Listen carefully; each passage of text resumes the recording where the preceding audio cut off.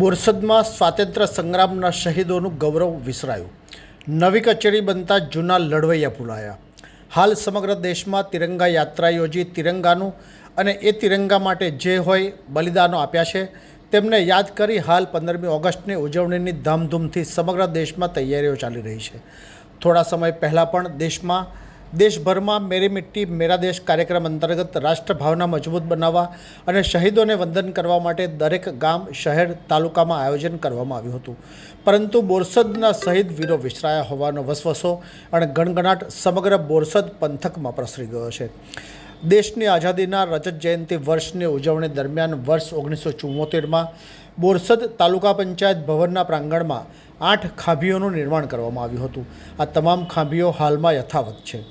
આઝાદી ચળવળ દરમિયાન બોરસદ તાલુકાના વિવિધ ગામોના શહીદ વીરોએ શહીદી વહોરી હતી. આ તમામ શહીદ વીરોની નામાવલી ખાંભી પર અંકિત કરવામાં આવી હતી. પરંતુ જાળવણીના અભાવે છેલ્લા કેટલાક સમયથી આ નામાવલી નાબૂદ થઈ ગઈ હોય તેવું ચિત્ર સ્પષ્ટ થઈ રહ્યું છે.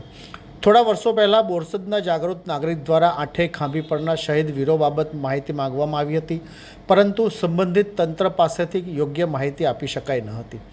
ભારતના સ્વાતંત્ર્ય સંગ્રામ દરમિયાન શહીદ થયેલ બોરસદ તાલુકાના આ તમામ શહીદ વીરોની નામાવલી તંત્ર દ્વારા પુનઃ અંકિત કરવામાં આવે તેવી પ્રબળ માંગ સમગ્ર બોરસદ તાલુકામાં ઉઠવા પામી છે.